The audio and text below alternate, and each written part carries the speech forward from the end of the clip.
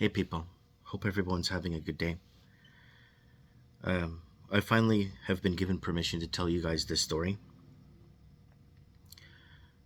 and I've been holding it for a while now. I've told it to a couple of close friends, but I could finally broadcast the message out for the very specific individuals to hopefully see it. On February 2023, I got into a big argument with an acquaintance, on and off acquaintance. I've met a few times, and we were on a Skype call, and we got into a big shouting match. And normally we talk about politics, and we're usually on the same politics, history, whatever. We're usually in agreement with each other. But there was one thing that we were in a complete disagreement about. And we got into this big shouting match over God. I told them that no, everything's just too perfect. There's no evolution. God is the ultimate creator, and God this and God that. And he's like, God, Mike, smarten up. Use your common sense. What are you talking about? You don't know what you're talking about. And that's why nobody wants to follow you on social media all these years, is because you're with this God thing. And I got into a really heavy argument with him. Really heavy. So we disconnected the phone, and I was really worked up. And I was here in the back room. And then I found a corner on the top of the ceiling that connects the wall to the ceiling. And I pointed at it, and I started shouting obscenities at him. His name was Chris. So I started shouting obscenities at him. A lot. I'm talking, like, if somebody saw me, they'd probably take me to a hospital and get me checked out. I was shouting obscenities at him at the ceiling. The call was long terminated. I wasn't talking to nobody. I was talking to him.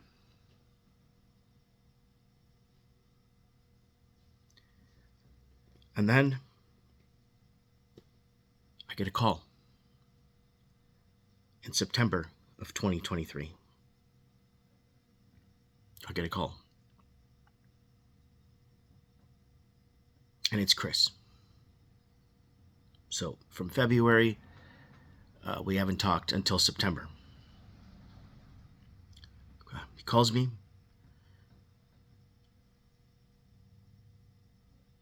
Begging me to forgive him. Yeah, dude, it's okay. It's okay. You overreacted. I overreacted. It's fine. It's okay. Then he told me, no, I know you're not fine. I know you're not fine because I saw it. I go, what do you mean? He goes, in August of 2023, he died in a car crash in Argentina. The whole 9 yards. The tarp over his body bag, the whole 9 yards. Looking down at his body, he broke it down to me, broke it down. And then, couldn't believe it. Then the whole light thing, and then the kind of vortex type tunnely thing, the light, follow it. It says vibrant colors everywhere, telepathically speaking, 9 foot tall angels, the whole 9 yards. And he got to the point where he really wanted to tell me something. And he said, this is what it was, Mike. I got to see my life review. He said it's almost like screens kept opening up around him, showing him different things. And as he looked around, he could feel the pain of the people he wronged, and he could feel the good of what he did good to people. And it was very vivid. It was very more construct than here on earth. Like, he was so up and down about this, okay? Like how real everything was more than here. That this is the dream. This is the dream on earth. And there is where it's at. So then he gets to one of the screens, or the screens or projections or whatever, and then he sees me. He sees me. And he sees me shouting obscenities at him. And then he sees it over and over and over. He said would seem to be like weeks over. And he, not only that, he could feel the pain I was in over and over and over and over. He could feel the pain of me.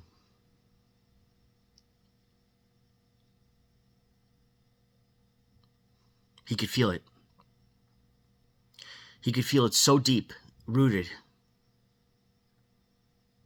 that, you know, and it was other things too. Something he told me about his sister, something he told me about when he was at camp, something he told me, there was other ones too that he just completely forgot about. But this one stuck with him. This one really stuck with him. Because he knew that I knew that he was going to see that on the other side. So he dies in a car crash in Argentina, August 2023. And then September, he gets released from the hospital. Calls me immediately. So he was in the hospital from like first week of August until like first or second week. I think it's September 9th he was released from the hospital. And that's when he called me to tell me. September 2023. So I've been holding on to this for a while. I've told a few close friends about it, and they're like, yeah, maybe you should tell this to people. I'm like, I gotta wait for just let me wait until I can.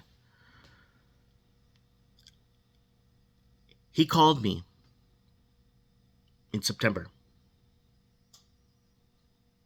And he begged me, man. This man begged me. He offered me anything I wanted. He's like, I will come to your town and drive you around if you want. I'll be your on-call chauffeur. I will buy you anything. I'll e-transfer you money. He was so overwhelmed with guilt that he was, and I said, it's physical, buddy. I don't need any of that. The fact that I reached out to your soul, and you know I did. I go, so what's this story about God? He's like, God is everything and anything and everything that ever was and everything that ever will be. I am absolutely grateful for the creation or the architect, the programmer to make me. That I have a chance to fully exist for eternity. He was crying. He was crying. He was begging me, like, can I put you up in a house? I have a rental suite. It hasn't been a tenant in a few months. Do you want to live in Argentina for free? I'll even go and get you food every day. I'm like, dude, I don't want anything. I don't want anything. I just want you to know that you are loved. I want you to know that you have always been loved. And I want you to know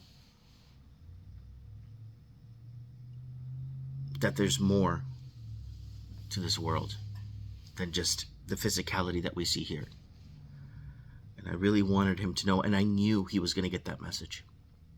I knew he was going to get it. I knew he was going to see it. I was so sure of it. And He died, came back, and he had a message. He is asking, he just wants to remain below the radar. He doesn't want to talk about too much. He's just still feeling the aftershock of it today. And he just sent me a Skype message just before I called you and asked me if I was okay. And I said, I'm fine, but I'm good, buddy. And I'm good, you're good. And I'm good, you're good, And I'm good, you're good to know that you're loved. When he talked, we talked for like 50, 60 minutes of what he saw, how he saw it, the details. It was almost like it's etched in his brain permanently.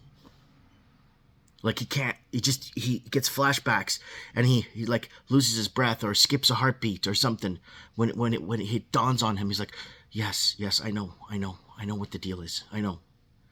So now he is doing whatever he can to help people.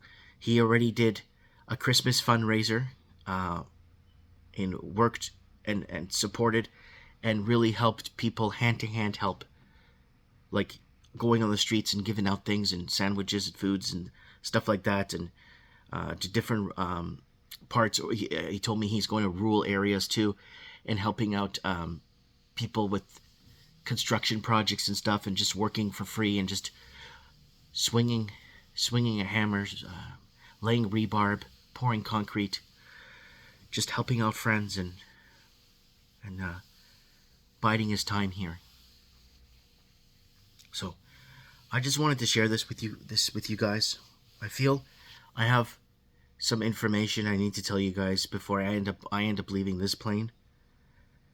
And I have been sending out information over the last 12 years here on social media, and I keep getting attacked with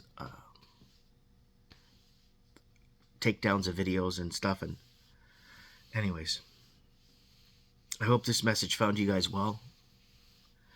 I really hope this could answer a few questions, or hopefully this could give you a little bit of insight. And I'm going to let you guys go. Mike Martins here. I have spoken.